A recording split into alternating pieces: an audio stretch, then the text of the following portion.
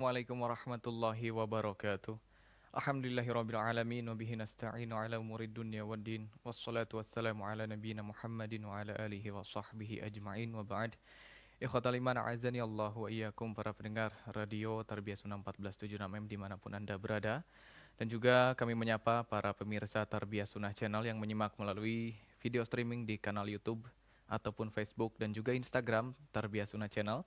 Alhamdulillah, pada kesempatan pagi hari yang mulia ini kita berjumpa di tanggal 17 Ramadan 1441 Hijriah atau 10 Mei 2020 dalam program Kajian Sirah Teladan Rasul.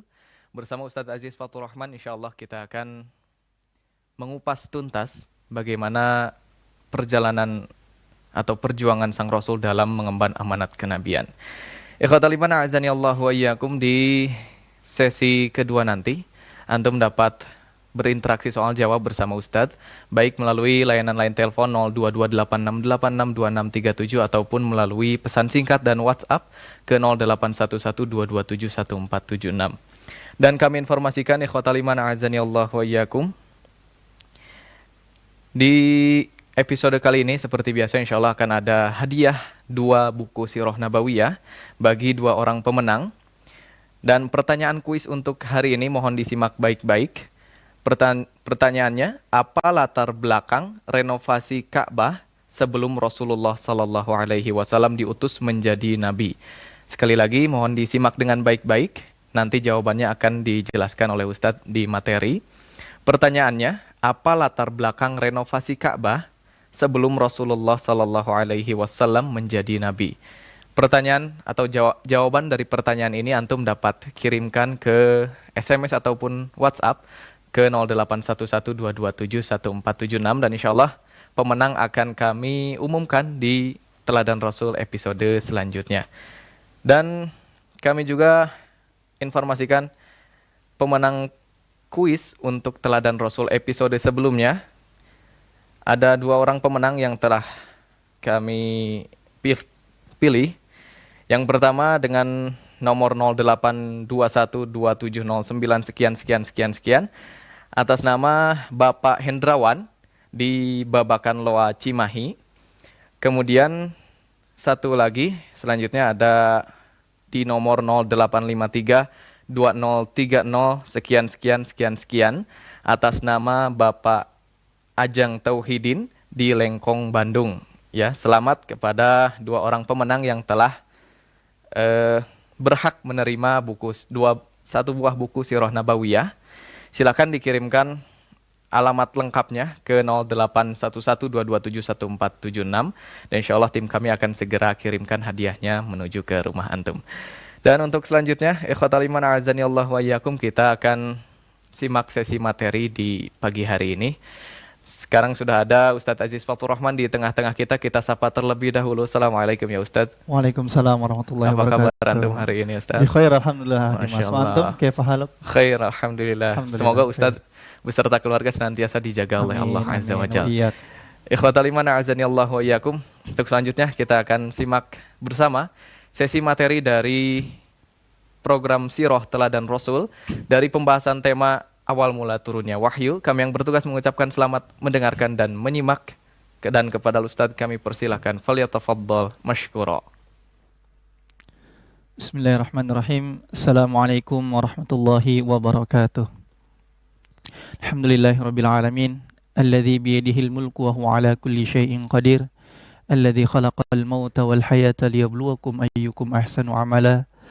أشهد أن لا إله إلا الله وحده لا شريك له وأشهد أن محمدا عبده ورسوله لا نبي بعده يا أيها الذين آمنوا اتقوا الله حق تقاته ولا تموتن إلا وأنتم مسلمون أما بعد فإن أصدق الحديث كتاب الله وخير الهدي هدي محمد صلى الله عليه وسلم وشر الأمور محدثاتها وكل محدثة بدعة وكل بدعة ضلالة wa kulla dhalalatin finnar. Alhamdulillah. Segala puji bagi Allah yang telah memberikan banyak nikmat sehingga pada pagi hari ini kita bisa bertemu kembali untuk sama-sama membahas sejarah, kisah manusia terbaik yang pernah berjalan di muka bumi, Rasulullah Sallallahu Alaihi Wasallam. Salawat serta salam mari kita panjatkan kepada beliau, Rasulullah Sallallahu Alaihi Wasallam, juga kepada seluruh keluarganya, putra-putrinya, kepada seluruh sahabatnya tanpa terkecuali. Semoga kita semua dikumpulkan bersama mereka di dalam surga Firdaus. Amin ya rabbal alamin. Jamaah pendengar Radio Tarbiyah Sunnah dimanapun Anda berada, pada tahun ke-35 Rasulullah Shallallahu Alaihi Wasallam hidup, maka Ka'bah di zaman itu, di zaman Rasulullah Shallallahu Alaihi Wasallam, berbeda dengan Ka'bah yang kita lihat sekarang. Yang kita lihat sekarang bangunannya begitu tinggi, namun di zaman Rasulullah Shallallahu Alaihi Wasallam sebelum diutus menjadi nabi, bangunannya tidak setinggi yang kita lihat sekarang. Dan Ka'bah dahulu kala tidak memiliki atap, sehingga bagian atasnya terbuka. Maka seorang bisa melihat atau bisa masuk lewat dinding Ka'bah. Namun di dalam Ka'bah sendiri terdapat harta karun yang sangat berharga, yang sangat bernilai, yang tidak ada satupun orang Quraisy di Mekah ketika itu berani untuk mendekati harta karun Ka'bah. Hingga suatu waktu datang segerombolan orang. Kemudian mereka menaiki dinding Ka'bah hingga akhirnya masuk ke dalam Ka'bah dan mencuri harta karun yang berada di dalam Ka'bah. Maka keesokan harinya orang-orang Quraisy Mekah kebingungan melihat ternyata harta karun yang berada di dalam Ka'bah ternyata telah dicuri. Mereka marah. Bagaimana mungkin harta karun Ka'bah dicuri sedangkan mereka adalah kaum yang menjaga Ka'bah, kaum yang selalu menjadi penjaga dari Ka'bah yang sangat mereka muliakan. Maka melihat hal yang demikian, mereka pun akhirnya memutuskan untuk membangun kembali Ka'bah, untuk memberikan atap, ya, untuk membangun atap bagi Ka'bah dan ditinggikan lagi bangunan Ka'bah. Ya, maka mereka pun akhirnya ittafaqu, mereka pun bersepakat ala alla yadkhulu fi bina'iha illa thayyibah. Mereka pun bersepakat untuk membangun Ka'bah, ya, dengan harta-harta yang thayyib, yang halal. La yudkhilu fihi mahra baghi. Mereka tidak boleh memasukkan mahar yang zalim. Wala bai'u riba. Begitu juga mereka tidak memasukkan uang-uang yang diambil dari harta ribawi. Kemudian mereka juga tidak memasukkan satu pun harta-harta yang diambil dari kezaliman. Kenapa? Karena mereka tahu bahwa Ka'bah memiliki keutamaan yang tidak boleh dibangun kecuali dengan harta yang halal. Tidak boleh ada harta yang haram sedikit pun untuk pembangunan Ka'bah. Nah, di lain alasan yang lain, tadi alasan yang pertama. Ya, kemudian alasan yang kedua, karena memang 5 tahun sebelum kenabian Rasulullah Sallallahu Alaihi Wasallam, sebelum Rasulullah Sallallahu Alaihi Wasallam diutus sebagai Rasul, terjadi banjir bandang yang menerpa Mekah dan sekitarnya. Termasuk di dalamnya terkena pula Ka'bah, di mana Ka'bah ketika itu terendam banjir sehingga bangunannya pun sudah tidak sekokoh dulu, ya, sehingga beberapa mengatakan hampir rubuh Ka'bah al-Mukarramah. Ya, Ka'bah tersebut hampir rubuh. Ya, bahkan karena Ka'bah ini memang sudah dibangun dari zamannya Nabi Ismail dan tidak pernah ada satupun renovasi yang pernah dilakukan dari semenjak zamannya Nabi Ismail alaihi salam. Ya, sampai ketika Rasulullah Shallallahu Alaihi Wasallam hendak diutus,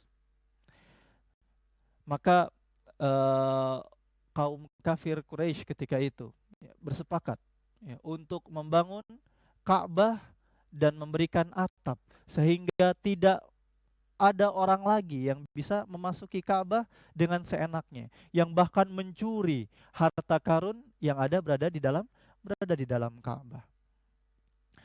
Namun tatkala kafir Quraisy ketika itu, orang-orang Quraisy ketika itu hendak merobohkan Ka'bah untuk direnovasi kembali, mereka segan untuk menghancurkan Ka'bah.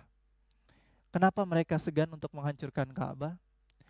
Ya tidak lain karena mereka tahu semenjak zamannya Nabi Ismail tadi sudah disebutkan, tidak ada satupun orang yang merobohkan Ka'bah karena mereka sangat memuliakan Ka'bah. Ya, awalu baitin wudi'a linnas, rumah pertama yang dijadikan tempat ibadah untuk menyembah Allah Subhanahu wa taala. Bahkan seperti kita tahu ya, Dimas ya, 35 tahun yang lalu terjadi peristiwa tentara gajah yang dihancurkan oleh Allah Subhanahu wa taala. Karena apa? Karena tentara gajah tersebut ingin menghancurkan Ka'bah. Ya, maka Allah Subhanahu wa taala memberikan azab ya kepada Abrahah dan pasukannya. Ya, diberikan batu-batu dari neraka yang dibawa oleh burung-burung. Ya, seperti yang kita tahu semua. Ya, dan telah kita bahas di episode sebelumnya. Maka mereka sangat takut untuk menghancurkan Ka'bah. Ya, mereka takut mendapatkan azab dari Allah Subhanahu wa taala sehingga mereka takut, mereka segan untuk merenovasi Ka'bah. Hingga akhirnya datanglah seorang bernama Al-Walid ibn Mughirah, yang tidak lain adalah orang tua dari siapa ini, Dimas?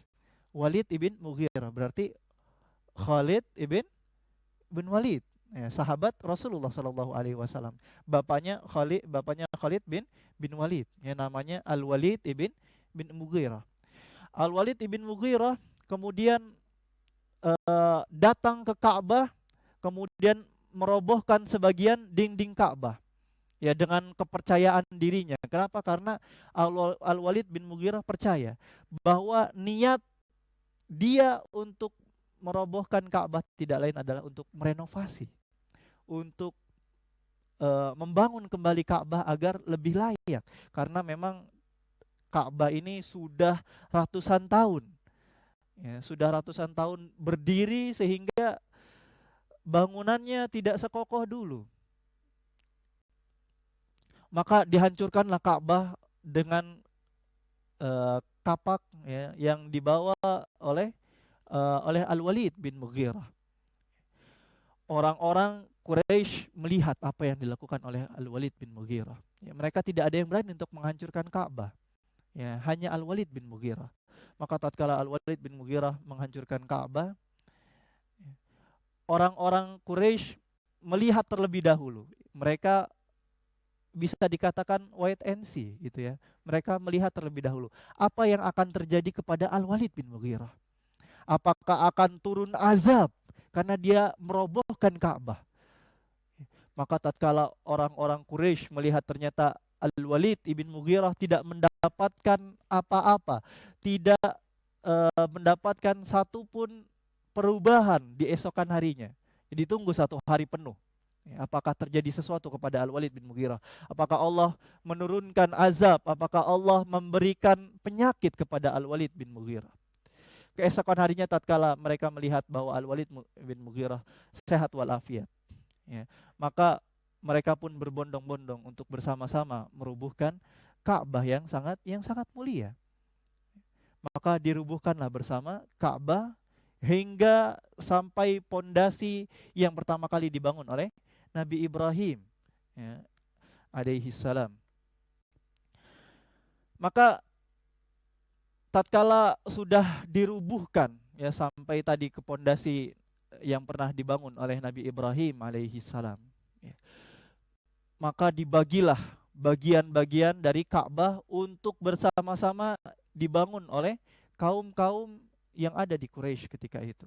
Dibagi dengan secara rata. Kenapa? Karena Ka'bah ini memiliki nilai yang sangat besar di mata kabilah di Quraisy. Sehingga mereka tidak ada satupun yang tidak ingin untuk andil ya dalam pembangunan Ka'bah. Ya mereka semua ingin mendapat andil yang lebih besar daripada kabilah yang lain, sehingga dipukul rata.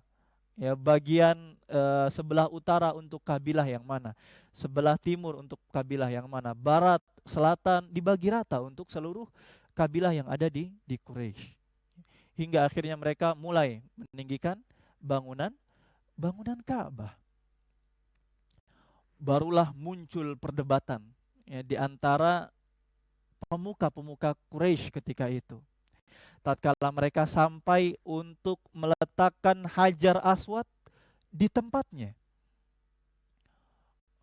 maka setiap pemuka-pemuka dari kabilah Quraisy ketika itu mengajukan diri untuk mereka lah yang mengangkat Hajar Aswad untuk ditaruh di tempatnya.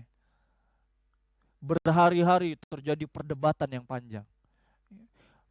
Bermalam-malam terjadi pertikaian antara pemuka-pemuka Quraisy ketika itu. Dikatakan bahkan sampai hampir terjadi peperangan, ya, hampir terjadi peperangan antara kaum-kaum di Mekah ketika itu. Karena ini adalah kemuliaan, ya, mengangkat Hajar Aswad kemudian meletakkannya di tempat yang semula. Hingga akhirnya beruntunglah ya ketika muncul seseorang bernama Abu Umayyah ibn Mughirah al-Makhzumi, yang ketika itu adalah seorang yang paling tua, seorang yang dituakan, yang dihormati di Quraisy ketika itu. Abu Umayyah memberikan usul untuk orang-orang Quraisy di Mekah ketika itu, bahwa yang memutuskan perkara ini kita berikan kepada orang awwalu man yadkhulul bait, ya, kepada orang pertama yang nanti akan masuk ke dalam masjid. Maka orang-orang setuju, toib. Ya, kita setuju dengan keputusanmu, wahai Abu Umayyah, gitu ya.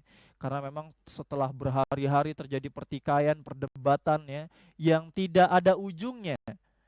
Ya, karena semuanya ingin mendapatkan kemuliaan, nggak ada win-win solution ketika itu.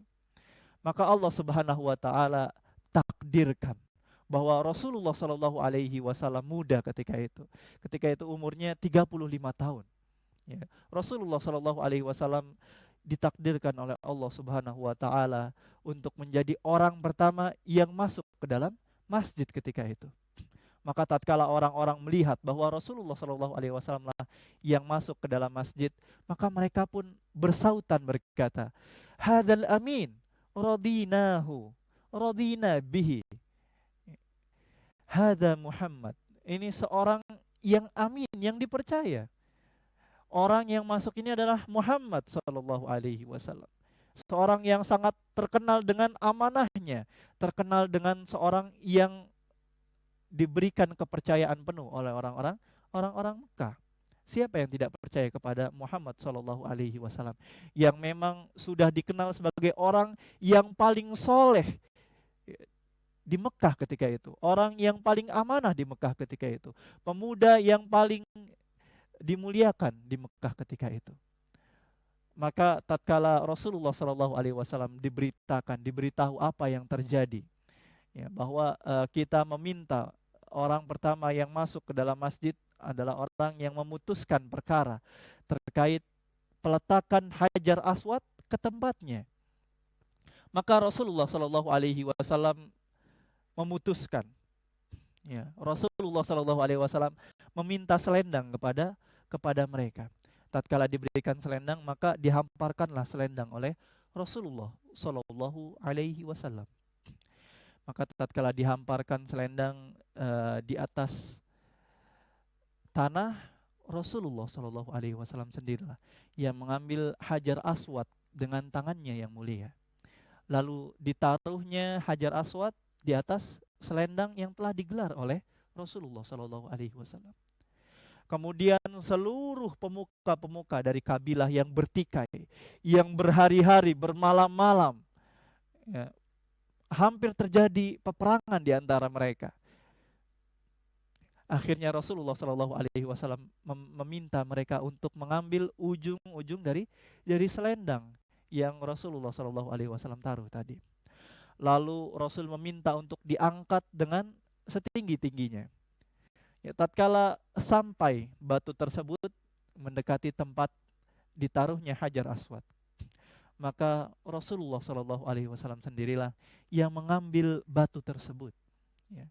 Kemudian Rasulullah Shallallahu Alaihi Wasallam sendirilah yang menaruhnya kembali di tempat semula Hajar Aswad ditaruh. Maka seluruh pemuka Quraisy puas dengan keputusan yang dibuat oleh Rasulullah Shallallahu Alaihi Wasallam. Semua pemuka Quraisy setuju, ya, bahwa keputusan yang dibuat oleh Rasulullah Shallallahu Alaihi Wasallam adalah keputusan yang tepat, sehingga tidak ada lagi pertikaian di antara orang-orang Quraisy ketika itu. Allahu Akbar. Ini di antara kemuliaan-kemuliaan, ya, yang Allah berikan kepada Rasulullah Shallallahu Alaihi Wasallam. Ya, sebelum Rasulullah Shallallahu Alaihi Wasallam nanti diutus, maka tatkala ditaruhlah Hajar Aswad di tempatnya, kemudian ditinggikan kembali bangunan untuk Ka'bah, ya, sehingga kemudian nanti diberikan atapnya, ya, kemudian diberikan tiang-tiang di dalam Ka'bah, yang kemudian juga pintunya Ka'bah akhirnya ditinggikan setinggi 2 meter seperti yang kita lihat sekarang. Agar apa? Tidak lain adalah agar tidak ada orang yang masuk seenaknya ke dalam Ka'bah. Ya. Hanya orang-orang tertentu yang dibolehkan untuk masuk ke dalam Ka'bah, karena itu merupakan kemuliaan. Maka sempurnalah pembangunan Ka'bah. Ya, sempurnalah pemugaran renovasi dari rumah pertama yang dijadikan tempat ibadah yang ada di muka bumi, ya, yang dibangun oleh Nabi Ibrahim alaihi salam bersama Nabi Ismail alaihi salam. Apa kata Allah Subhanahu wa taala dalam Al-Qur'anul Karim? Allah Subhanahu wa taala berfirman, "Inna awwala baitin wudi'a lin-nas Inna awwala baitin wudi'a lin-nasi lalladzi bi Bakkata mubarakan wa hudan lil alamin." Sesungguhnya rumah pertama yang Allah Subhanahu wa taala bangun di muka bumi ini tidak lain adalah Ka'bah yang berada di Mekah. Mubarakah, yang Allah berkahi. Wa hudal lil alamin, dan sebagai petunjuk untuk seluruh alam. Maka tatkala orang-orang Quraisy tadi, ya, membangun Ka'bah, ya, di tengah pembangunan tersebut ternyata harta-harta halal yang mereka miliki, harta-harta thayyib yang mereka punya, ya, ternyata tidak mencukupi untuk membangun Ka'bah sesuai seperti apa yang dibangun oleh Nabi Ibrahim dan Nabi Ismail. Tidak sesuai seperti pondasi-pondasi yang dibangun oleh Nabi Ibrahim dan Nabi Ismail alaihi wassalam. Maka tatkala harta mereka habis. Kenapa? Karena kebanyakan harta yang mereka punya tidak lain harta-harta yang haram, ya, seperti riba gitu ya. Nah, Dimas, ya, kemudian harta-harta yang mereka ambil secara zalim. Ya, mahar-mahar yang diambil, yang diberikan secara zalim. Maka tatkala mereka mengetahui hal tersebut, bahwa mereka tidak mempunyai uang yang cukup untuk membangun Ka'bah, yang mereka pun memutuskan untuk tidak membangun bagian utara, yang mana bagian utara ini adalah ada Hijr, ya, ada Hijr Ismail di situ. Maka Hijr Ismail pun dibiarkan, ya. Maka bangunan Ka'bah yang sebelumnya berbentuk persegi panjang, ya, berbentuk persegi panjang yang ketika dibangun oleh Nabi Ismail dan Nabi Ibrahim alaihi wassalam, ya, maka pada zaman Rasulullah Shallallahu alaihi wasallam masih muda ketika itu, maka Ka'bah pun berubah bentuknya menjadi sebuah kubus, ya, seperti yang kita lihat sekarang. Ya, panjangnya kurang lebih 10 meter kali 10. Itu Ka'bah yang ada sekarang, yang ada yang kita lihat sekarang. Maka jamaah yang dirahmati Allah,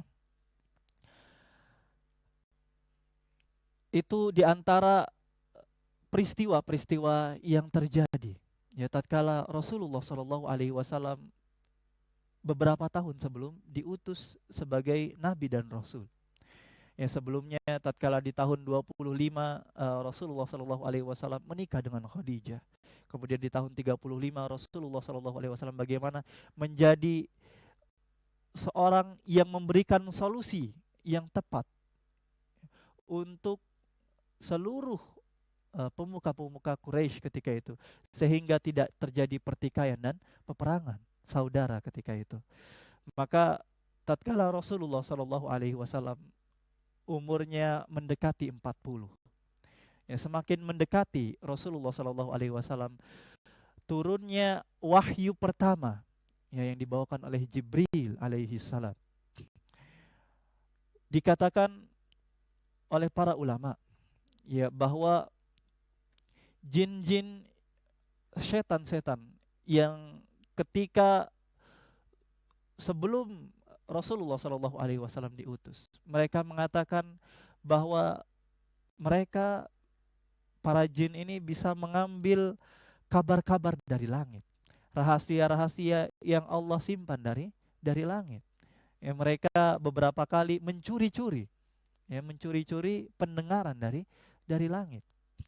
Maka tatkala Rasulullah Shallallahu alaihi wasallam hendak diutus, maka malaikat-malaikat menjaga ketat.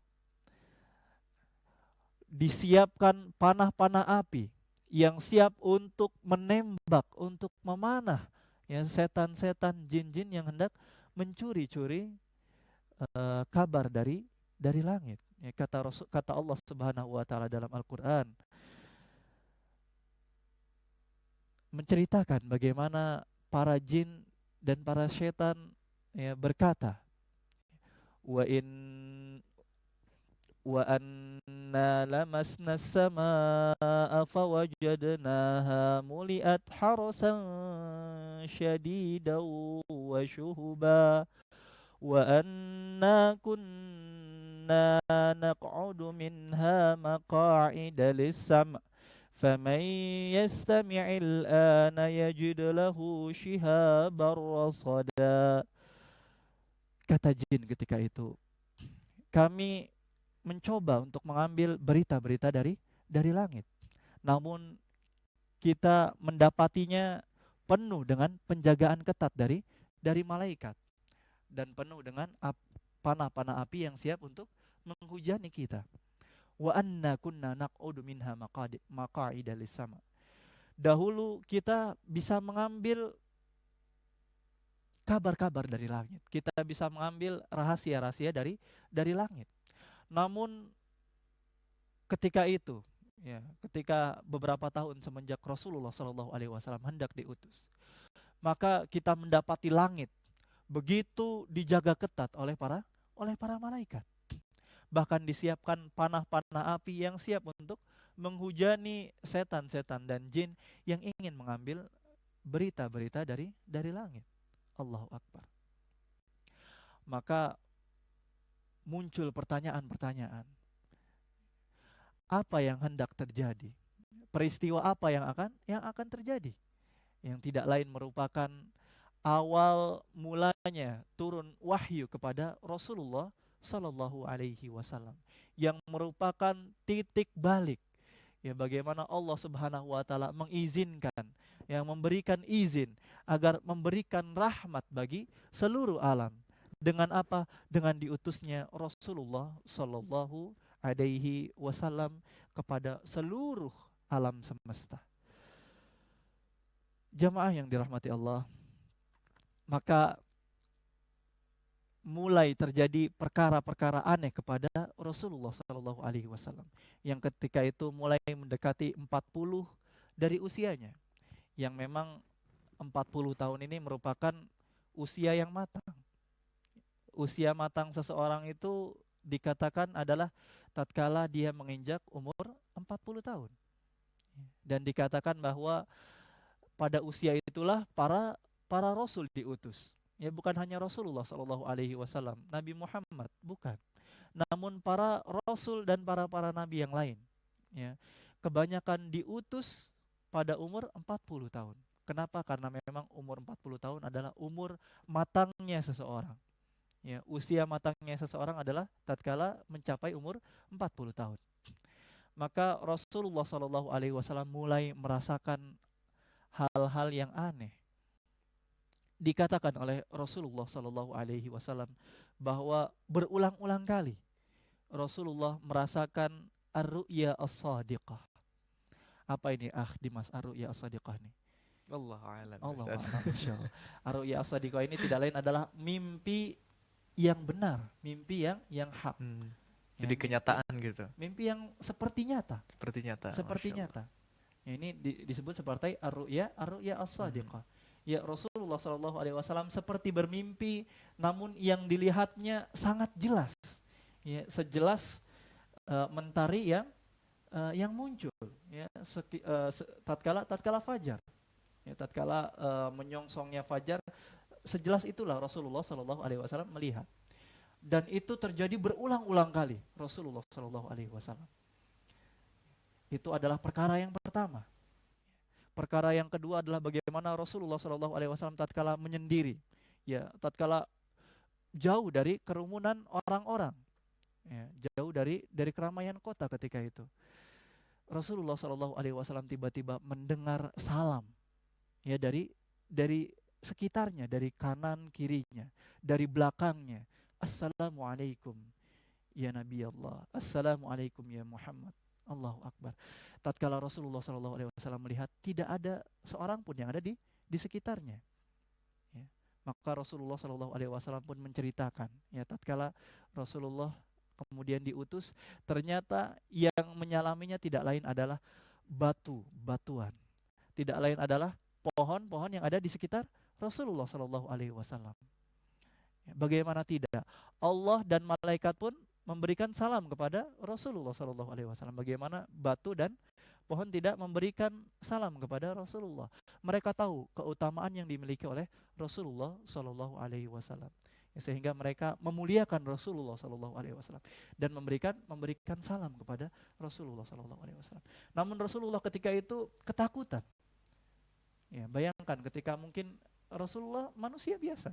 Ya, manusia biasa tatkala berjalan kemudian mendapatkan salam yang Rasulullah tidak tahu dari mana datangnya salam tersebut. Rasulullah Shallallahu Alaihi Wasallam ketakutan. Tiba-tiba Rasulullah Shallallahu Alaihi Wasallam melihat cahaya. Rasulullah Shallallahu Alaihi Wasallam ketakutan. Dan Rasulullah Shallallahu Alaihi Wasallam setiap kali mendapatkan perkara-perkara yang aneh, Rasulullah ceritakan perkara-perkara ini kepada siapa?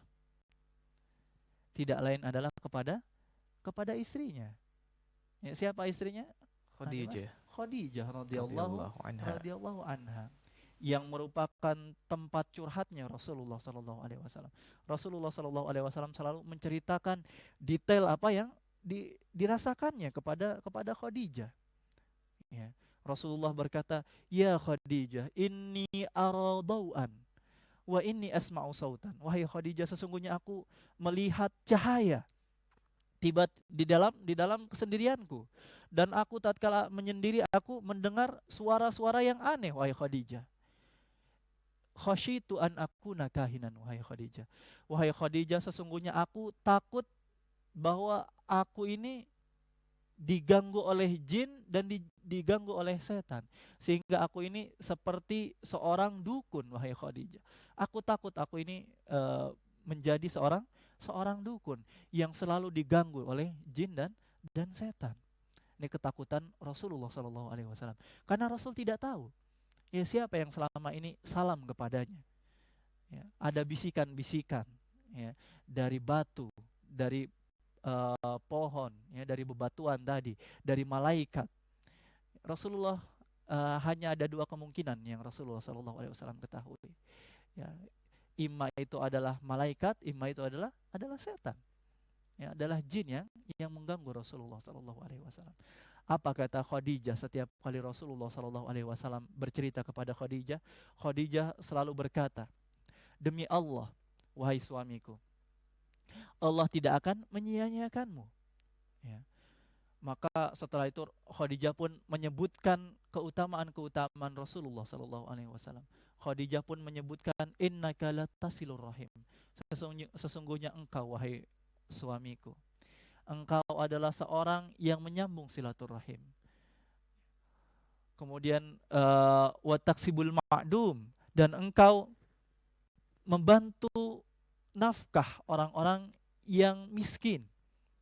Wa tahmilul kalla, dan engkau memberikan bantuan orang-orang yang membutuhkan. Ya, wa tu'inu ala nawaibil haq, dan engkau selalu memperjuangkan kebenaran. Maka sekali-kali, wahai suamiku, Allah tidak akan menyia-nyiakanmu. Maka Rasulullah SAW pun selalu ditenangkan oleh Khadijah, ya, yang selalu menenangkan Rasulullah SAW, selalu berada di sisi Rasulullah SAW. Ya, mungkin berbeda dengan ya, istri-istri zaman sekarang mungkin, ya, yang tatkala mungkin suaminya sedang gelisah, terkadang malah menambah riuh gitu, ya, ya, atau menambah kegelisahan bagi suami. Ya, Khadijah berbeda. Ya, Khadijah memberikan ketenangan bagi Rasulullah Shallallahu Alaihi Wasallam ketika itu. Dan Rasulullah Shallallahu Alaihi Wasallam di setiap bulan Ramadan, ya, seperti sekarang di bulan Ramadan, di setiap tahunnya, ya, setiap tatkala mendekati kenabian Rasulullah Shallallahu Alaihi Wasallam, di setiap bulan Ramadan Rasulullah menyendiri di Gua Hira yang jaraknya kurang lebih 2 mil dari kota Mekah. Gua Hira ini jaraknya kurang lebih 2 mil dari kota Mekah. Di setiap bulan Ramadan Rasulullah SAW menyendiri untuk beribadah kepada Allah Subhanahu wa taala. Ya, bertasbih, ya, bertahmid, berdoa kepada Allah Subhanahu wa taala. Tentu ibadahnya millatu Ibrahim, ya, seperti agamanya Ibrahim, ya, menyembah seperti agamanya Ibrahim alaihi salam. Ya, Rasulullah Shallallahu alaihi wasallam bertasbih, berzikir kepada Allah Subhanahu wa taala, memikirkan apa yang terjadi di kaumnya ketika itu, kesyirikan yang merajalela, ya, perzinaan, ya, kemudian perdukunan, ya, dan praktek-praktek syirik yang sangat dibenci oleh Rasulullah Shallallahu Alaihi Wasallam. Rasulullah Shallallahu Alaihi Wasallam membenci kesyirikan yang ada di kaumnya ketika itu. Dan Rasulullah Shallallahu Alaihi Wasallam tidak pernah sekalipun untuk mengikuti kesyirikan yang dilakukan oleh kaumnya. Maka Rasulullah Shallallahu Alaihi Wasallam pun menyendiri di setiap bulan Ramadan, ya, untuk menenangkan hatinya. Betapa indah bagaimana Rasulullah Shallallahu Alaihi Wasallam bermunajat kepada Allah Subhanahu Wa Taala. Bagaimana Rasulullah Shallallahu Alaihi Wasallam menyendiri untuk berdoa kepada Allah Subhanahu Wa Taala. Allahu Akbar, sangat indah. Ya. Dan seperti yang kita ketahui, ya, Khadijah istrinya lah yang selalu membawa bekal untuk Rasulullah Shallallahu Alaihi Wasallam, membawakan makanannya, ya, memasakkan makanannya, membawakan roti gandum untuk Rasulullah Shallallahu Alaihi Wasallam, minuman untuk Rasulullah Shallallahu Alaihi Wasallam sendiri. Ya, meskipun seorang yang kaya raya Khadijah, namun untuk urusan suaminya Khadijah tidak rela apabila orang lain yang mengurusnya. Ya, meskipun Khadijah memiliki banyak pelayan ataupun budak-budak yang dimiliki. Maka Rasulullah Shallallahu Alaihi Wasallam pun berhari-hari, ya, bahkan sebulan penuh, ya, Rasulullah tidak pulang kecuali bekal yang dibawakan oleh Khadijah tadi telah habis. Ya, tatkala habis Rasulullah akan pulang. Ya, kemudian meminta Khadijah membuatkan bekal untuknya. Maka dibuatkan oleh Khadijah. Kemudian Rasulullah kembali lagi ke Gua Hira. sampai akhirnya pada tahun ketiga semenjak Rasulullah Shallallahu Alaihi Wasallam senang untuk beruzlah, berkhalwat ya bersama Allah Subhanahu wa taala, menyendiri bermunajat kepada Allah Subhanahu wa taala di Gua Hira. Ya, tepatnya di bulan Ramadan. Ya, di tanggal 21 bulan Ramadan. Dikatakan oleh para ulama tepatnya di hari Senin. Ya, hari Senin 21 Ramadan. Maka di hari inilah terjadi peristiwa yang sangat agung. Ya, bagaimana merupakan peristiwa yang menjadi tolak ukur bagaimana Allah Subhanahu wa taala menjadikan Rasulullah sallallahu alaihi wasallam sebagai nabi, sebagai cahaya untuk seluruh alam, sebagai rahmatan lil alamin, rahmat untuk seluruh alam. Maka Rasulullah sallallahu alaihi wasallam seperti yang diriwayatkan ya dalam hadis yang sahih ya dari Aisyah, bahwa Rasulullah Shallallahu Alaihi Wasallam di hari itu tiba-tiba Rasulullah Shallallahu Alaihi Wasallam didatangi oleh seorang makhluk yang Rasulullah tidak mengetahui makhluk apa yang mendatanginya. Lalu berkata, faqala iqra, faqultu ma ana biqari. Makhluk tersebut mengatakan, bacalah. Apa kata Rasulullah Shallallahu Alaihi Wasallam? Ma ana biqari, aku tidak bisa membaca. Maka fa'akhadhani faghattani hatta balagha minnil juhd. Ya, kemudian makhluk tadi akhirnya mengambilku, ya. Kemudian merengkuhku, ya. Dipeluk erat Rasulullah sallallahu alaihi, direngkuh Rasulullah sallallahu alaihi wasallam dengan sangat eratnya, ya, sehingga dikatakan oleh Rasulullah sallallahu alaihi wasallam, aku kelelahan, aku sampai kehabisan tenaga. Hampir mati aku oleh rengkuhan makhluk tersebut. Ya, kemudian fa'arsalani, kemudian dilepaskan. Ya, kemudian makhluk tadi berkata lagi, iqra, bacalah. Lalu apa kata Rasulullah SAW? Ma ana biqari, aku tidak bisa membaca.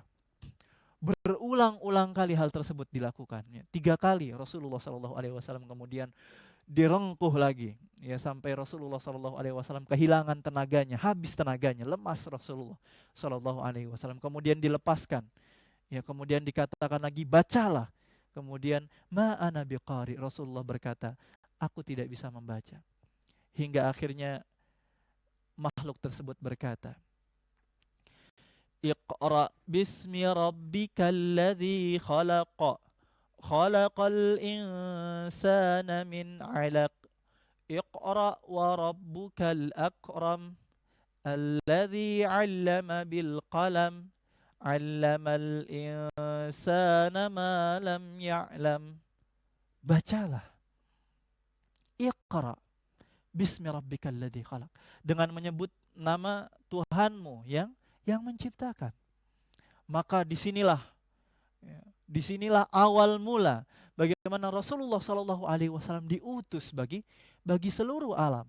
Di sini merupakan awal mula bagaimana Allah Subhanahu Wa Taala memberikan rahmatnya kepada seluruh alam dengan diutusnya Rasulullah Shallallahu Alaihi Wasallam sebagai Rasul akhir zaman, sebagai Nabi terakhir, sebagai Khatamun Nabiyyin, Nabi terakhir yang Rasulullah Shallallahu Alaihi Wasallam dijadikan, dan sebagai Nabi dan Rasul terbaik, ya, sebagai makhluk terbaik yang pernah diciptakan, yang diutus oleh Allah Subhanahu wa taala bagi seluruh alam ketika itu. Maka Rasulullah Shallallahu Alaihi Wasallam yang ketakutan ketika itu.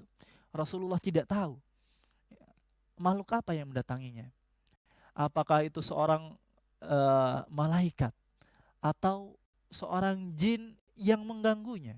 Rasulullah Shallallahu Alaihi Wasallam tidak mengetahuinya.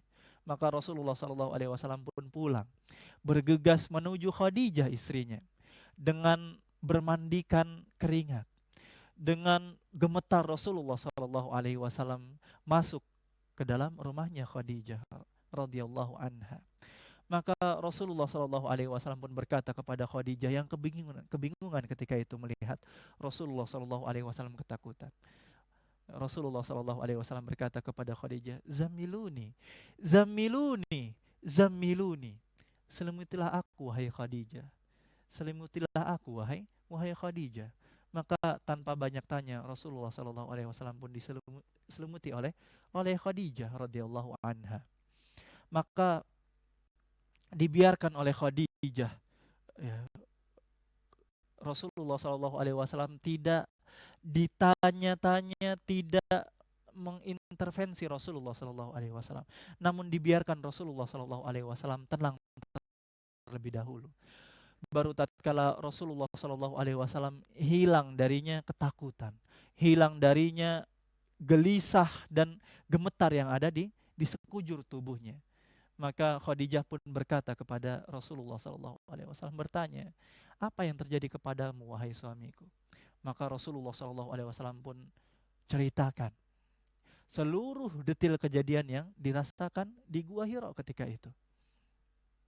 Maka apa yang dikatakan oleh Rasulullah Shallallahu Alaihi Wasallam, Rasulullah Shallallahu Alaihi Wasallam pun berkata kepada Khadijah, laqad khasyitu ala nafsi, aku takut kepada diriku sendiri, aku takut kehancuran yang ada di dalam hatiku. Aku tidak tahu sesungguhnya apa yang terjadi kepada diriku wahai Khadijah.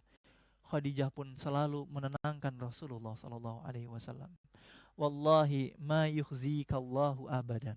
Demi Allah, Allah tidak akan menyia-nyiakanmu wahai suamiku. Innaka latasilur rahim, engkau menyambung silaturahim. Wa tahmilul kalla, engkau membantu orang-orang yang lemah. Wa taksibul ma'dum, engkau memberikan nafkah orang-orang yang miskin.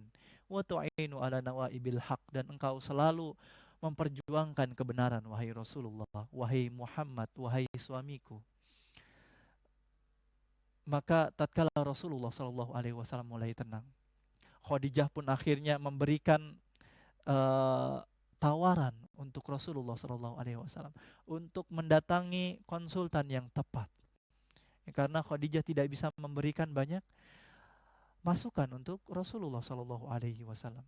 Maka dibawalah Rasulullah ketika itu, ya, bersama Khadijah menuju ibnu ammiha, ya, menuju keponakannya, menuju sepupunya, ya, sepupu Khadijah radhiyallahu anha yang bernama Waraqah ibn Naufal. Ini Waraqah ibn Naufal ini dia beragama Nasrani, ya Dimas, ya. Jadi Waraqah ibn Naufal dikatakan bahwa dia seorang yang kana syaikhan kabiran, orang yang sudah sangat tua gitu ya, udah sepuh, sangat sepuh. Yaitu Waraqah ibn Naufal. Ya, wa a'ma, dan bahkan dia akhirnya buta. Waraqah ini ketika dia sudah tua akhirnya buta, nggak bisa ngelihat Waraqah. Ya. Dikatakan bahwa agamanya adalah agama Nasrani. Ya, namun Nasrani yang hak, ini yang lurus. Ya, Waraqah bin Naufal ini membaca Injil, gitu ya, membaca Injil dan menulis Injil, ya, dengan bahasa Ibraniyah ketika itu. Ya, namun Waraqah ini adalah merupakan satu di antara sedikit orang-orang Nasrani yang hanif, ya, yang lurus, ya, yang tidak melenceng. Maka Rasulullah Shallallahu Alaihi Wasallam pun ceritakan, ya, apa yang terjadi kepadanya di Gua Hira, ya, kepada Waraqah bin Naufal. Seluruh kejadian yang dirasakan oleh Rasulullah Shallallahu Alaihi Wasallam diberitahukan kepada Waraqah bin Naufal ketika itu. Ya. Maka apa kata Waraqah bin Naufal? Ya, Waraqah bin Naufal pun tatkala mendengar, ya, tatkala melihat detail, ya, apa yang disampaikan oleh Rasulullah Shallallahu Alaihi Wasallam, makhluk yang mendatanginya, sifatnya seperti apa, gitu ya. Kemudian kejadian yang dirasakan oleh Rasulullah Shallallahu Alaihi Wasallam, maka Waraqah bin Naufal pun berkata kepada Rasulullah Shallallahu Alaihi Wasallam, hadan namus alladhi nazzalallahu ala Musa, wahai Muhammad, sesungguhnya ini tidak lain adalah namus, tidak lain adalah malaikat yang Allah Subhanahu wa taala turunkan kepada Nabi Musa alaihi salam. Sesungguhnya ini adalah malaikat yang sama yang Allah Subhanahu wa taala turunkan kepada Nabi Musa alaihi salam. Ya laitani fiha jad'an, kata Waraqah, aku berharap aku masih muda, Ya sesungguhnya aku ini udah tua. Aku berharap aku sekarang ini masih seorang yang muda, yang masih kuat gitu ya. Lam ya'ti laitani akunu hayyan id yukhrijuka qaumuk. Aku berharap, aku berdoa, semoga aku tatkala kaummu mengusir dari Mekah, semoga aku masih hidup agar aku bisa membantumu, wahai Muhammad, wahai Rasulullah sallallahu alaihi wasallam. Ya aku berharap aku bisa membantu dakwahmu dalam memperjuangkan dakwah Islam. Ya tatkala nanti kaummu akan mengusir dari Mekah. Rasulullah Shallallahu Alaihi Wasallam pun mendengar bahwa dia akan diusir dari Mekah. Rasulullah Shallallahu Alaihi Wasallam pun terkejut dan berkata, Amukhrijiyahum, apakah aku akan diusir dari kaumku? Benar, wahai Muhammad, engkau akan diusir dari kaumku. Ya. Padahal kita ketahui bersama ya bagaimana Rasulullah Shallallahu Alaihi Wasallam ini adalah seorang yang amin, yang dipercaya, yang dicintai oleh seluruh orang-orang Quraisy Mekah ketika itu. Semua orang senang dengan Rasulullah Sallallahu Alaihi Wasallam. Tidak ada seorang pun yang benci kepada Rasulullah Sallallahu Alaihi Wasallam. Kenapa? Karena akhlaknya yang mulia, karena amanahnya, karena bagaimana tutur katanya yang tidak pernah menyakiti orang lain. Ya, maka dicintai oleh kaumnya. Maka sebuah hal yang mengejutkan bagi Rasulullah Sallallahu Alaihi Wasallam. Bagaimana mungkin mereka mengusirku dari Mekah? Apa jawaban Waraqah bin Naufal? Lam ya'ti rajulun qattun bimithli ma ji'ta bihi illa udi. Demi Allah, tidak ada seorang pun yang datang seperti apa yang engkau bawa. Ya, risalah yang engkau bawa, kecuali dia akan dimusuhi oleh kaumnya, kecuali dia akan diusir dari kaumnya. Dan aku berharap agar aku bisa menolongmu, agar aku bisa membantumu, agar aku bisa mengawalmu, wahai Muhammad, wahai Rasulullah Sallallahu Alaihi Wasallam. Ini adalah perkataan Waraqah ibn Naufal yang ternyata Allah takdirkan ya, beberapa waktu setelah Rasulullah Sallallahu Alaihi Wasallam mendatanginya, Waraqah ibn Naufal yang memang sudah tua, sudah sepuh, sudah syekh kabir. Akhirnya Waraqah ibn Naufal dicabut nyawanya oleh Allah Subhanahu wa taala. Namun lihat bagaimana Waraqah ibn Naufal dengan ilmunya, karena memang Waraqah ibn Naufal ini membaca kitab, ya, mengetahui kisah-kisah tentang rasul-rasul terdahulu, bagaimana rasul-rasul terdahulu juga dimusuhi oleh kaumnya. Ya, bagaimana Nabi Musa, bagaimana Nabi Isa, semuanya dimusuhi oleh kaumnya sehingga mereka diusir dari tempat kelahirannya. Waraqah ibn Naufal mengetahui hal tersebut sehingga lihat bagaimana imannya Waraqah, bagaimana berimannya Waraqah kepada Rasulullah Shallallahu Alaihi Wasallam. Maka tatkala Rasulullah Shallallahu Alaihi Wasallam mendengar hal tersebut, Rasulullah Shallallahu Alaihi Wasallam pun mulai tenang bahwa yang mendatanginya tidak lain bukanlah setan, yang mendatanginya tidak lain bukanlah jin, namun yang mendatanginya adalah malaikat yang juga datang kepada rasul-rasul sebelumnya. Dan itu merupakan perkara yang besar bagi Rasulullah Shallallahu Alaihi Wasallam. Ya, sebuah amanah yang berat yang harus diemban oleh Rasulullah Shallallahu Alaihi Wasallam, mengemban risalah nubuat ya, untuk menyebarkannya kepada seluruh alam. Dan Khadijah, ya, setelah sepulangnya Khadijah membawa Rasulullah Shallallahu Alaihi Wasallam menuju konsultan yang tepat tadi, menuju sepupunya Waraqah ibn Naufal. Khadijah sendiri belum puas. Khadijah sendiri ingin membuktikan kebenaran perkataan Waraqah ibn Naufal. Ya, sehingga lihat bagaimana kecerdasan Khadijah.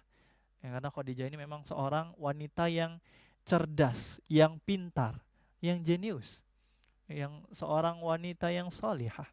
Maka Khadijah pun berkata kepada Nabi Muhammad sallallahu alaihi wasallam, "Ya ibna ammi, ya, akhbirni idza ataka sahibuk." Wahai suamiku, Mas gitulah ya kalau bahasa, kalau orang Jawa ya, kalau orang orang Sunda apa nih? A gitu ya. Akang. Akang gitulah ya. AA. A gitu. Beritahukan aku apabila sohibmu itu datang. Gitu ya. Apabila nanti makhluk yang dikatakan bahwa itu malaikat nanti datang. Tolong beritahu kepadaku, wahai masku gitu ya, atau apa? Akang gitu ya. Kang nanti kasih tahu lah Kang gitu kan. Maka Rasulullah Shallallahu Alaihi Wasallam pun tatkala atahu Jibril, tatkala datang kepadanya Jibril, Rasulullah pun berkata kepada Khadijah, "Ya Khadijah, sesungguhnya Jibril telah datang." Ya, maka lihat bagaimana cerdasnya Khadijah radhiyallahu anha. Maka Khadijah pun meminta Rasulullah Shallallahu Alaihi Wasallam untuk duduk di kakinya, ya ala fakhidhi, ya di kakinya. Ya. Kemudian duduklah Rasulullah Shallallahu Alaihi Wasallam, gitu ya, bersandarlah Rasulullah Shallallahu Alaihi Wasallam di kakinya yang sebelah kiri. Ya. Kemudian Khadijah bertanya, "Hal taroh, apakah engkau bisa melihat Jibril? Apakah engkau bisa melihatnya, wahai Muhammad, wahai suamiku?" Gitu ya. "Aku bisa melihatnya." Nah, maka Khadijah pun meminta untuk berpindah kepada kaki yang sebelah kanan. Kemudian bertanya, "Hal taroh, Mas ngelihat nggak Mas?" Gitu ya. Nah, kemudian kata Rasulullah, "Aku tetap melihatnya, wahai Khadijah." Kemudian disuruhnya untuk bersandar di pangkuannya. Ya, kemudian ditanya, "Hal taro, apakah masih bisa dilihat, wahai masku?" Gitu ya. Kata Rasulullah, "Masih." Hingga akhirnya Khadijah pun menanggalkan jilbabnya, menanggalkan hijabnya. Ya, tatkala hijabnya dilepas oleh Khadijah, Khadijah bertanya kepada Rasulullah, "Hal tarahu, wahai suamiku, apakah engkau bisa melihatnya, wahai masku?" Maka apa kata Rasulullah Shallallahu Alaihi Wasallam? "La arahu ya Khadijah." Aku tidak bisa melihatnya, wahai Khadijah. Maka apa kata Khadijah? "Wallahi, ya demi Allah, ya, innahu uh, fawallahi innahu malak." Ya demi Allah, sesungguhnya itu adalah malaikat. Ya, mahadza bisyaitan, ya. Ini tidak mungkin adalah setan atau jin yang mengganggumu. Kenapa? Karena ada perbedaan antara setan dan Malaikat. malaikat. Kenapa? Karena malaikat ini seorang yang sangat pemalu, makhluk yang pemalu. Ya, maka tatkala melihat Khadijah menanggalkan Hijab. hijabnya, ya maka malaikat ini seorang yang malu. Ya, dia tidak berani bersama Rasulullah Shallallahu Alaihi Wasallam tatkala ada Khadijah yang melepas hijabnya. Ya, maka malaikat pun lari, malaikat pun bersembunyi, ya, melihat Khadijah ketika itu. Ya, sedangkan setan berbeda. Setan dan jin itu tidak punya malu. Itu nggak punya malu mau ngelihat aurat atau bagaimanapun, dia akan tetap ada. Iya. Ya.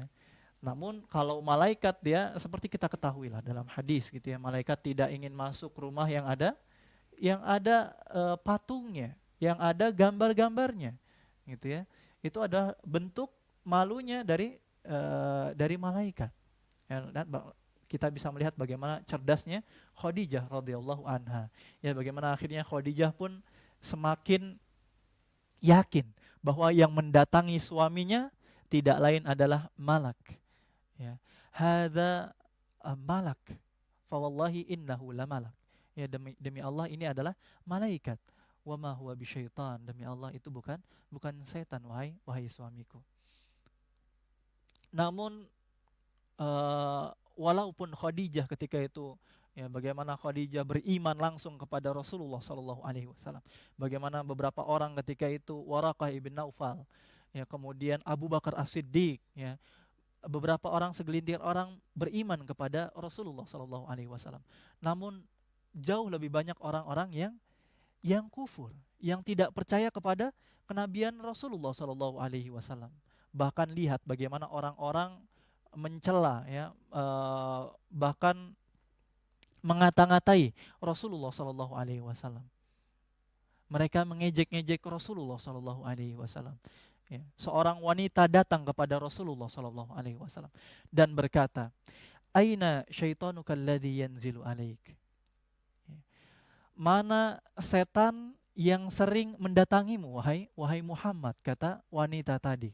Ya, kenapa? Karena setelah tadi wahyu datang kepada Rasulullah sallallahu alaihi wasallam, memang nanti ada beberapa hari di mana ada vakum, ya, ada eh, waktu di mana Rasulullah sallallahu alaihi wasallam tidak didatangi oleh Jibril.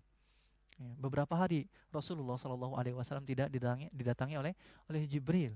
Ya, sehingga ada orang wanita tadi mencela Rasulullah sallallahu alaihi wasallam, bahkan mencela Jibril alaihi salam yang merupakan sayyidul malak, sayyidul malaikah, yang merupakan adalah malaikat terbaik. Ya, Rasulullah sallallahu alaihi wasallam adalah sayyidun nas, adalah manusia terbaik yang pernah Allah ciptakan, dan malaikat Jibril merupakan adalah malaikat terbaik yang Allah ciptakan. Ya. Bagaimana wanita tadi mengolok-olok Jibril yang mempunyai 600 sayap, yang bahkan sayapnya membentang dari ufuk barat sampai ufuk timur.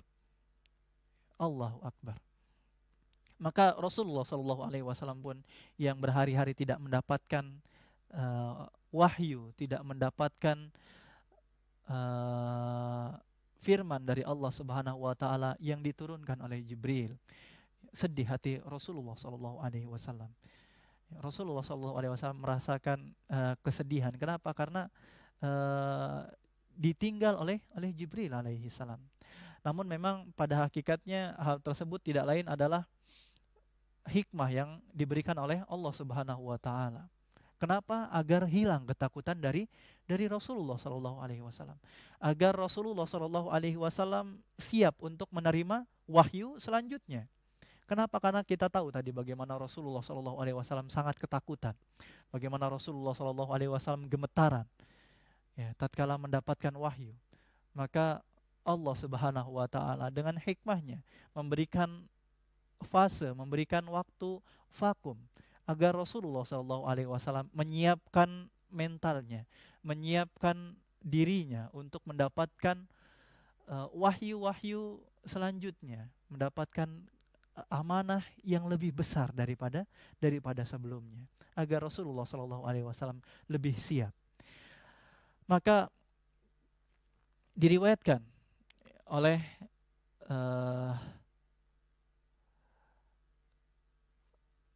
Imam Bukhari ya dalam sahihnya bahwa tatkala Rasulullah Shallallahu alaihi wasallam sedang berjalan ya sendirian Rasulullah Shallallahu alaihi wasallam. Apa kata Rasulullah Shallallahu alaihi wasallam? Bainama ana amshi, ya tatkala aku sedang berjalan, id sami'tu sautan minas sama, ya tiba-tiba aku mendengar suara yang sangat keras dari langit. Kata Rasulullah Sallallahu Alaihi Wasallam. Maka ternyata apa yang dilihatnya? Maka tatkala Rasulullah Sallallahu Alaihi Wasallam melihat ke kanan, melihat ke kiri, melihat ke depan dan ke belakang, Rasulullah Sallallahu Alaihi Wasallam tidak mendapati apapun yang ada di sekitarnya. Tidak ada apa-apa di sekitarnya. Lalu tatkala Rasulullah Sallallahu Alaihi Wasallam menengadahkan pandangannya ke atas, Rasulullah Sallallahu Alaihi Wasallam melihat bagaimana Jibril alaihi salam menunjukkan bentuk aslinya, memperlihatkan kepada Rasulullah sallallahu alaihi wasallam bentuk aslinya. Ya, Rasulullah sallallahu alaihi wasallam melihat bagaimana Jibril alaihi salam yang sangat besar ya. Jalasa alal kurs ya, qa'idan ala kursiyyin bainas sama'i wal ard. Ya, sedang duduk di atas kursi ya di antara langit dan bumi. Allahu Akbar. Maka apa kata Rasulullah sallallahu alaihi wasallam? Aku pun menolehkan pandanganku ya. Aku tatkala melihat Jibril yang demikian besar gitu. Aku kaget dengan bentuknya Jibril alaihi salam. Maka aku pun menolehkan pandanganku ya. Namun setiap aku menolehkan ke barat maupun ke timur, ya ternyata sayap Jibril alaihi salam membentang dari ufuk barat sampai ufuk timur. Ya, semuanya tertutup oleh sayapnya Jibril alaihi salam. Maka aku pun ketakutan, ya, aku pun ketakutan. Bahkan dalam beberapa riwayat dikatakan Rasulullah Shallallahu alaihi wasallam pun tersungkur. Rasulullah Shallallahu alaihi wasallam pun terjatuh melihatnya, ya. Rasulullah terjatuh tersungkur, ya, di atas tanah. Ya, kemudian Rasulullah Shallallahu Alaihi Wasallam, ya, tatkala terbangun, Rasulullah Shallallahu Alaihi Wasallam pun dengan begitu ketakutannya melihat apa yang dilihatnya, ya, wujud asli dari Jibril alaihi salam, ya, yang bagaimana sayapnya yang berjumlah 600 dalam riwayat dikatakan, ya, yang sangat besar alaihi salam. Rasulullah Shallallahu Alaihi Wasallam pun pulang, ya, menuju Khadijah radhiyallahu anha, ya. Dan bagaimana sama seperti yang terjadi di awal, ya, bagaimana Rasulullah Shallallahu Alaihi Wasallam kemudian berkeringat, ya, bermandikan keringat. Rasulullah Shallallahu Alaihi Wasallam gemetar ketika itu. Rasulullah Shallallahu Alaihi Wasallam ketakutan. Rasulullah Shallallahu Alaihi Wasallam berkata kepada Khadijah, "Zamiluni, zamiluni, selimuti aku wahai Khadijah. Berikan aku selimut wahai Khadijah." Maka diselimutilah Rasulullah Shallallahu Alaihi Wasallam, diberikan selimut oleh Khadijah radhiyallahu anha. Fa anzalallahu taala, maka Allah Subhanahu wa taala menurunkan wahyu kepada Rasulullah Shallallahu Alaihi Wasallam. Apa kata Allah Subhanahu wa taala? Ya ayyuhal muddathir qum fa'anzir wa rabbaka fakabbir wa thiyabaka fatahhir warrujza fahjur. Kata Allah Subhanahu wa taala, wahai orang yang berselimut, qum fa'anzir, bangunlah dan berikanlah peringatan bagi orang-orang di sekitar, dan agungkanlah Tuhanmu. Allahu Akbar. Ya. Maka turunlah wahyu berikutnya kepada Rasulullah Sallallahu Alaihi Wasallam. Jamaah yang dirahmati Allah, sebelum kita menutup pertemuan kita pada pagi hari ini, ya, insya Allah kita akan membahas terlebih dahulu. Ya, sebelum nanti kita akan bahas fase-fase dakwah Rasulullah Sallallahu Alaihi Wasallam. Ya, kita akan bahas bagaimana nanti kita lihat macam-macam bentuk turunnya wahyu kepada Rasulullah Sallallahu Alaihi Wasallam. Tadi kita sudah lihat, tadi ada beberapa macam. Ya. Yang pertama bagaimana Rasulullah Sallallahu Alaihi Wasallam di Gua Hira, ya, kemudian didekap oleh Jibril alaihi salam, kemudian dikatakan Iqra, ya, bacalah. Kemudian Rasulullah berkata, ma ana biqari. Kemudian bagaimana Rasulullah Shallallahu Alaihi Wasallam melihat langsung wujud aslinya Jibril alaihi salam yang membentang sayapnya dari ufuk barat sampai ufuk timur, ya. Dan memang ada banyak bentuk-bentuk dari macam turunnya wahyu kepada Rasulullah Shallallahu Alaihi Wasallam. Insya Allah kita akan bahas hal tersebut, ya, di akhir program kita pada pagi hari ini. Yang pertama, ya, kata para ulama, ya, bahwa bentuk dari wahyu yang diterima oleh Rasulullah Shallallahu Alaihi Wasallam, ya, yang pertama adalah bentuknya ar-ru'ya as-sadiqah. Ini adalah bentuk yang pertama. Apa ini Dimas tadi ar-ru'ya as-sadiqah tadi? Mimpi yang seperti nyata. Mimpi yang nyata lah, gitulah katakan, ya. Ar-ru'ya as-sadiqah ini adalah mimpi yang nyata. Nah, ini adalah wahyu yang bentuk wahyu yang pertama. Dan kita tadi sudah lihat bagaimana Rasulullah SAW sebelum mendapatkan wahyu firman Allah Subhanahu wa taala yang pertama, beberapa kali Rasulullah SAW mendapatkan ar-ru'ya as-sadiqah, ya, mimpi yang nyata tadi. Ya. Maka ini adalah bentuk pertama, ya, bentuk pertama. Ya, bagaimana Rasulullah tatkala bermimpi, Rasulullah melihatnya sangat nyata, ya, sangat jelas, ya, sebagaimana jelasnya mentari tatkala muncul dari ufuk, gitu, ya. Itu adalah bentuk pertama yang turunnya wahyu kepada Rasulullah SAW. Kemudian apa bentuk yang kedua? Wathaniyah, ya, makana yulqihil malak. Ya, bentuk yang kedua adalah makana yulqihil malak fi qalbihi min ghairi an yarah, yaitu berupa bisikan yang malaikat bisikan kepada Rasulullah Shallallahu Alaihi Wasallam ke dalam hatinya Rasulullah Shallallahu Alaihi Wasallam. Ya, jadi bentuk yang kedua ini adalah bentuknya bisikan yang diberikan oleh malaikat kepada hatinya Rasulullah Shallallahu Alaihi Wasallam. Ya. Tapi Rasulullah Shallallahu Alaihi Wasallam tidak melihat Jibril. Ya, Rasulullah Shallallahu Alaihi Wasallam hanya mendengar bisikan tersebut. Ya, yang bisikan tersebut dibisikkan oleh Jibril alaihissalam ke dalam hatinya Rasulullah Shallallahu Alaihi Wasallam. Nah, ini adalah bentuk yang kedua. Ya, bagaimana Ruh Al-Qudus. Ya, Ruh Al-Qudus yaitu Jibril alaihissalam memberikan bisikan-bisikan tadi. Ya, bagaimana bertakwalah kepada Allah dan lain-lain. Nah, ini adalah bentuk cara turunnya wahyu yang kedua. Kemudian yang ketiga, wasalitsah.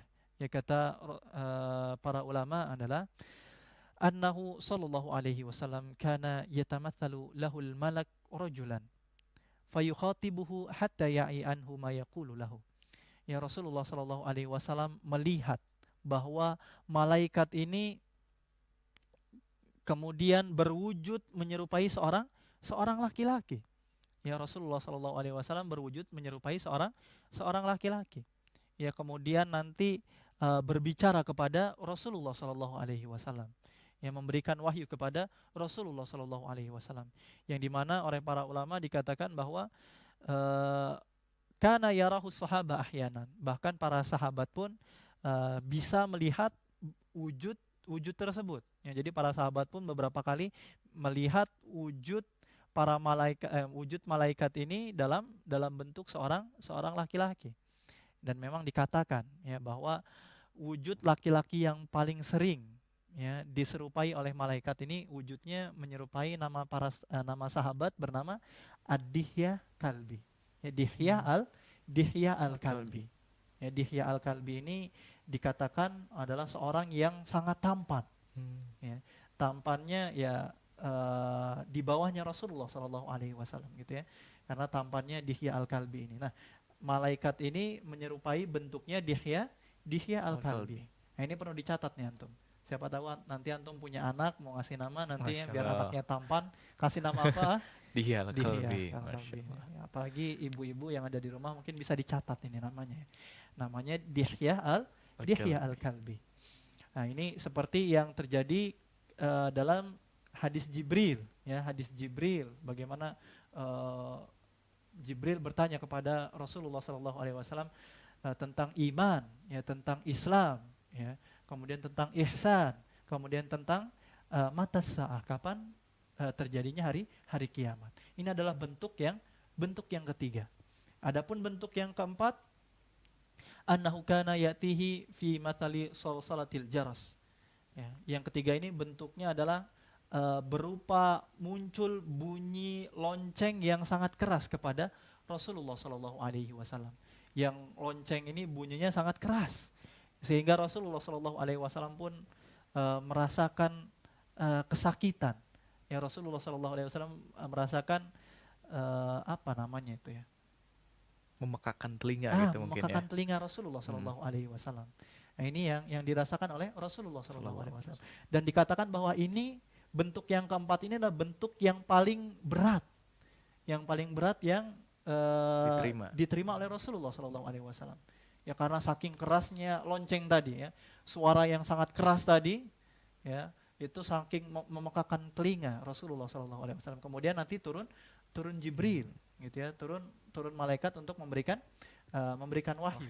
Nah, ini seperti tadi yang kita bahas gitu ya, bagaimana tatkala turun surat Al-Mudassir tadi, ya, bagaimana Rasulullah mendengar suara yang sangat keras gitu ya, kemudian Rasulullah ketakutan, Rasulullah pun akhirnya melihat malaikat, dan ini memang yang paling berat yang dirasakan oleh Rasulullah Shallallahu Alaihi Wasallam. Kemudian yang kelima, kata para ulama adalah annahu yaral malak fi suratihi allati khuliqa alaiha. Ini adalah bagaimana Rasulullah Shallallahu Alaihi Wasallam melihat bentuk asli dari malaikat. Ya, tadi yang keempat itu bentuknya adalah ada suara gitu ya, kemudian eh, disertai dengan datangnya malaikat, namun tidak dalam bentuk bentuk aslinya. Namun nomor kelima ini adalah malaikat memperlihatkan, ya, yaitu Jibril memperlihatkan wujud aslinya. Maka tadi tatkala muncul, tatkala turun, ya, turun surat Al-Mudaththir tadi, maka berkumpul bagaimana bentuk yang keempat, ya, ada suara yang sangat keras, ya, kemudian Rasulullah SAW melihat wujud aslinya Jibril. Nah, maka ini adalah bentuk terkumpulnya dua bentuk turunnya wahyu, ya, bentuk yang keempat dengan bentuk yang kelima. Sedangkan bentuk yang keenam yaitu ma'auhahullahu ilaih, yaitu apa yang Allah Subhanahu wa taala wahyukan kepada Rasulullah sallallahu alaihi wasallam, ya. Ini seperti yang terjadi tatkala peristiwa Isra Mi'raj, ya, bagaimana Allah Subhanahu wa taala mewahyukan kepada Rasulullah sallallahu alaihi wasallam langsung, ya, langsung mewahyukan kepada Rasulullah sallallahu alaihi wasallam, ya. Di antara contohnya adalah diwajibkannya sholat 5 fardu. Nah, diwajibkannya sholat 5 fardu ini, turunnya wahyu kepada Rasulullah Shallallahu Alaihi Wasallam ini bentuknya adalah bentuk yang keenam. Ya, bagaimana Allah Subhanahu Wa Taala langsung mewahyukan kepada Rasulullah Shallallahu Alaihi Wasallam tentang wajibnya sholat 5 waktu. Ya, kemudian bentuk yang terakhir, ya, wasabiah. Wasabiah yang terakhir adalah berupa kalamullah lahu minhu ilaihi bila wasitati malak, yaitu berupa kalamullah, berupa ucapan Allah Subhanahu wa taala. Kalau yang keenam tadi berupa wahyu, maka yang ketujuh ini berupa ucapan Allah Subhanahu wa taala, berupa kalamullah, ya, sama seperti yang diterima oleh Nabi Musa. Ya, Nabi Musa ibn Imran, ya, bagaimana Nabi Musa akhirnya mendapat julukan Kalimullah. Apa artinya Kalimullah, Mas? Seorang yang berkata, seorang yang berbicara dengan Allah Subhanahu wa taala. Ini Kalimullah. Ya, karena langsung mendengar ucapan dari Allah Subhanahu wa taala.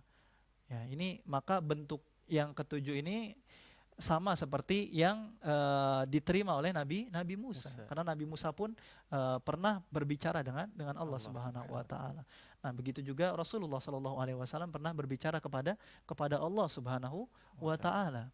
Ya, tentu Rasulullah Shallallahu alaihi wasallam tidak bisa melihat Allah ketika itu. Ya, walaupun dekatnya Rasulullah dengan Allah, namun dikatakan tidak bisa melihat. Ya, para sahabat bertanya, ya, apakah engkau melihat Allah, wahai Muhammad, wahai Rasulullah? Kata Nabi Muhammad, nurun anna ara, ya, karena ada cahaya yang menghalangiku, maka aku tidak bisa melihat Allah Subhanahu wa taala meskipun jaraknya sangat dekat. Maka dikatakan ketika itu, ketika di Sidratul Muntaha, Jibril alaihi salam tatkala Nabi Muhammad maju selangkah Nabi Muhammad, Jibril bahkan mundur. Jibril mundur. Ya, maka Rasulullah Shallallahu Alaihi Wasallam pun maju sendiri. Ya, bahkan makhluk yang pernah sedekat, yang paling dekat kepada Allah Subhanahu Wa Taala tidak lain adalah Nabi Muhammad Shallallahu Alaihi Wasallam. Itu adalah kemuliaan yang dimiliki oleh Rasulullah Shallallahu Alaihi Wasallam. Mungkin ini yang bisa Ana sampaikan ya, di perjumpaan kita di pagi hari ini. Tadi di akhir Ana sudah sebutkan macam-macam bentuk bagaimana turunnya wahyu kepada Rasulullah Shallallahu Alaihi Wasallam. Ada 7 bentuk. Itu ini yang disepakati oleh para ulama. Memang ada beberapa bentuk lain yang diselisihi oleh para ulama dan memang tidak Ana sebutkan di sini karena akan cukup memakan waktu hal tersebut. Semoga apa yang disampaikan ini bermanfaat. Wassallallahu ala nabiyina Muhammadin wa ala alihi wa sahbihi ajmain. Wassalamualaikum warahmatullahi wabarakatuh. Waalaikumsalam warahmatullahi wabarakatuh. Syukran jazakallahu khairan kepada Al-Ustaz Aziz Fathur Rahman LCMSI hafizahullah ta'ala. Ikhwatal iman a'azani Allah wa iyyakum. Untuk selanjutnya kami informasikan kembali bagi antum yang ingin mengikuti kuis pada program Teladan Rasul pagi hari ini, silakan dikirimkan jawaban dari kuis ke nomor 0811227146 Pertanyaannya kami bacakan kembali. Simak baik-baik. Apa latar belakang renovasi Ka'bah sebelum Rasulullah Sallallahu Alaihi Wasallam diutus menjadi nabi? Ya, insya Allah nanti pemenang kuis akan kami informasikan di Teladan Rasul episode selanjutnya. Dan apakah kita akan mengangkat pertanyaan ya Ustadz? Cukup nggak ini waktunya? Mungkin eh, 10 menit mungkin 10 ya. menit ya. Taib mungkin. Mungkin Dua ada pertanyaan mungkin atau beberapa satu atau pertanyaan. dua mungkin ya. Khair insyaallah. Iya. Ikhwatal iman azani Allah wa iyyakum, kami mengundang antum yang ingin bertanya kepada Ustadz Aziz Fathur Rahman LCMSI hafizahullah taala untuk bertanya melalui layanan line telepon 02286862637 ataupun melalui pesan singkat dan juga WhatsApp ke 081122771476. Baik, kita coba angkat penelpon pertama 02286862637. Halo. Assalamualaikum. Waalaikumsalam warahmatullahi wabarakatuh. Dengan siapa di mana? Bu Ai di Cimahi. Dengan siapa? Bu Ai. Ibu Ai di Cimahi ya? Ya. Iya. Silakan Ibu Ai, pertanyaannya. Iya, barusannya nomor 6 dengan nomor 7 asa mirip gitu. Perkataan Allah dengan Allah langsung berbicara. Kalau dulu, nomor 6 dan nomor 7 jelaskan yang jelas-jelas. Karena saya itu suka menyampaikan lagi, tapi salah. Iya. Cukup, Ibu? Cukup. Ya, biasa. Seperti itu aja. Terima Iya. kasih. Assalamualaikum warahmatullahi wabarakatuh. Waalaikumsalam warahmatullahi wabarakatuh. Terima kasih Ibu Ai di Cimahi atas pertanyaannya. Tafadhol ya Ustaz. Taib. Masya Allah, pertanyaannya bagus dari Ibu Ai ya. Apa perbedaan tadi turunnya wahyu kepada Allah dari Allah Subhanahu wa taala kepada Nabi Muhammad Sallallahu Alaihi Wasallam, bentuk yang keenam dengan yang ketujuh. Yang keenam tadi seperti yang Anda sebutkan adalah wahyu ma'auhahullah ya ila Muhammad Sallallahu Alaihi Wasallam. Wahyu yang diberikan kepada Allah Subhanahu wa taala kepada Nabi Muhammad Sallallahu Alaihi Wasallam. Ini yang perlu digarisbawahi bahwa yang keenam adalah wahyu. Dan yang ketujuh tadi adalah bentuknya adalah kalamullah, ya ucapan Allah, ya secara kalamullah, ya ucapan Allah Subhanahu wa taala langsung kepada Nabi Muhammad sallallahu alaihi wasallam, seperti yang terjadi kepada Nabi Musa alaihi salam, ya, yang bagaimana Nabi Musa berkata kepada Allah dan Allah Subhanahu wa taala pun mengucapkan kalamnya kepada Nabi Musa. Apa perbedaan antara wahyu dengan ucapan? Ya, adapun ucapan otomatis itu dengan lisan, ya, ucapan. Ya, adapun dengan wahyu maka tidak mesti diucapkan. Ya, bisa Allah Subhanahu wa taala yang langsung ya membisikkan ke dalam hatinya Rasulullah sallallahu alaihi wasallam. Ya. Adapun yang ketujuh ini bentuknya terjadi apa namanya? Antara Rasulullah SAW dengan Allah Subhanahu Wa Taala terjadi percakapan, Dialog gitu ya. ya. Terjadi dialog antara Allah Subhanahu Wa Taala dengan Nabi Muhammad SAW, gitu ya. Dan dikatakan bahwa Rasulullah tidak melihatnya. Ya, Rasulullah berdialog tapi tidak melihat Allah Subhanahu Wa Taala. Kenapa? Nurun anna ara, ada cahaya sehingga Rasulullah yang menghalangi Rasulullah dari melihat Allah Subhanahu Wa Taala. Nah, ini bentuk yang ketujuh itu bentuknya seperti itu, dialog. Ya, adapun yang keenam ini bentuknya Allah yang mewahyukan ke dalam hatinya Rasulullah Shallallahu Alaihi Wasallam. Semoga bisa terlihat perbedaannya Ibu Ai ya, antara poin yang keenam dengan poin yang ketujuh. Poin yang keenam tadi adalah bentuknya wahyu, adapun poin yang ketujuh adalah kalamullah, itu ucapan Allah Subhanahu wa taala. Wallahu taala alam. Ya, taib. Syukran jazakallahu khairan kepada Ustadz Aziz Fathur Rahman atas jawabannya. Dan ada penelpon Ustadz, mungkin kita angkat untuk satu pertanyaan lagi. Halo, assalamualaikum. Waalaikumsalam warahmatullahi wabarakatuh. Assalamualaikum Ustaz. Waalaikumsalam warahmatullahi wabarakatuh. Dengan siapa di mana Ibu? Umi Hanifah di Pataruman Ustaz. Ummu Hanifah, iya ahlan. Silakan pertanyaannya. Ini Ustaz, tadi kan telah dijelaskan pada hari Senin tanggal 21 Ramadan Rasulullah didatangi oleh malaikat Jibril. Nah, ada yang saya tanyakan, kapan puasa Ramadan itu diwajibkan bagi umat Islam. Apakah dalam 21 Ramadan tersebut atau kapan Ustaz? Itu aja yang saya tanyakan. Jazakumullah khairan katsiran. Assalamualaikum warahmatullahi wabarakatuh. Ya, waalaikumsalam warahmatullahi wabarakatuh. Terima kasih Ibu Ummu Hanifah di Pataruman. Tafadhol Ustaz. Taib. Adapun pertanyaannya tadi kapan puasa Ramadan diwajibkan? Puasa Ramadan itu diwajibkan adalah setelah hijrahnya Rasulullah SAW dari Mekah ke Madinah. Jadi selama Rasulullah SAW berada di Mekah tidak diwajibkan puasa, ya, tidak diwajibkan berpuasa. Adapun diwajibkannya puasa itu di bulan Ramadan itu menurut para ulama itu berada di asana atsaniyah minal hijrah, yaitu di tahun kedua hijrah Rasulullah SAW ke Madinah. Ini adalah awal mula diwajibkannya puasa. Ya, jadi kalau tadi ditanyakan kapan mulai diwajibkannya, tadi adalah di tahun kedua hijrahnya Rasulullah SAW dari Mekah ke Madinah. Tapi intinya di sini kita bisa melihat bagaimana kemuliaan yang dimiliki oleh bulan Ramadan.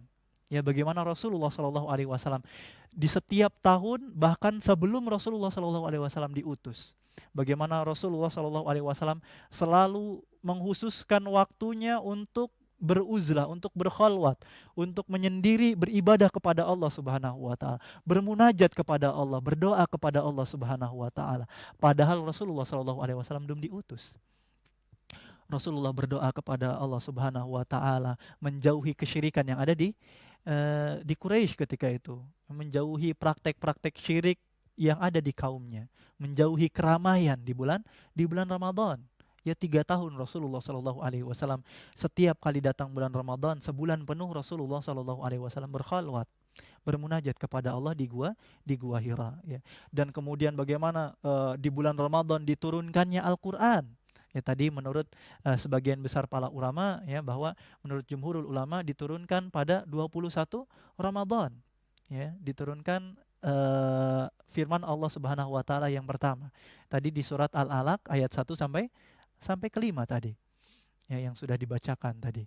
Nah, ini adalah bentuk bagaimana kemuliaan-kemuliaan yang ada di bulan Ramadan yang kita rasakan sekarang.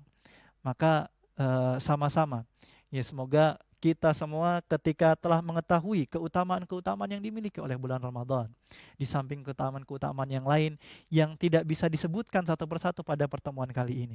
Bagaimana ada Lailatul Qadar, khairu min alfi syahr, yang lebih baik daripada 1000 bulan. Kemudian dilipat gandakannya amal ibadah, futihat abwabul jannah, dibukakannya pintu-pintu surga, wa ghulliqat abwabun nar, kemudian ditutupnya pintu-pintu neraka.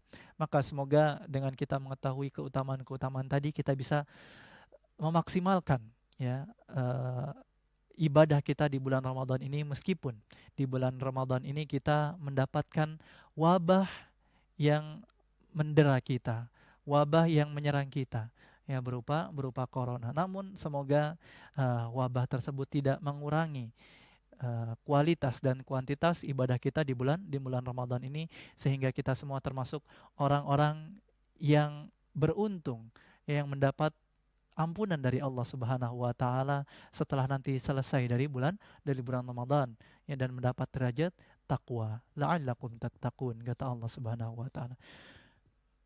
Taib, mungkin ini jawaban dari Ana. Ya, cukup Ustaz. Cukup, ya, kita sudah berada di penghujung acara. Syukron jazakallahu khairan kepada Ustaz Aziz Fathur Rahman LCMSI hafizahullah ta'ala yang telah meluangkan waktu dan juga menyampaikan ilmu yang bermanfaat di pagi hari ini. Semoga senantiasa Ustaz dijaga oleh Allah Azza wa Jalla beserta keluarganya. Dan insya Allah kita akan bertemu kembali di program Teladan Rasul episode selanjutnya di hari Ahad pukul 6.30 pagi, insyaallah. Ikhwatal iman a'azani Allah wa iyyakum, kami sampaikan kembali pertanyaan kuis bagi antum yang belum mengirimkan jawaban kuis untuk program Teladan Rasul hari ini. Silakan untuk dikirimkan ke 081122711476. Bagi antum yang mungkin tadi menyimak program Teladan Rasul ini dari awal, antum insyaallah akan dapat menjawab dengan mudah pertanyaannya. Ana bacakan pertanyaannya, apa latar belakang renovasi Ka'bah sebelum Rasulullah Sallallahu Alaihi Wasallam diutus menjadi nabi.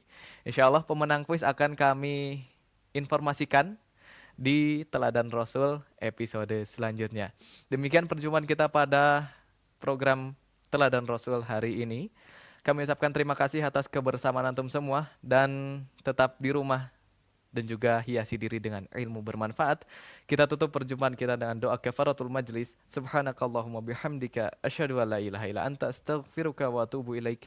Wassalamualaikum warahmatullahi wabarakatuh.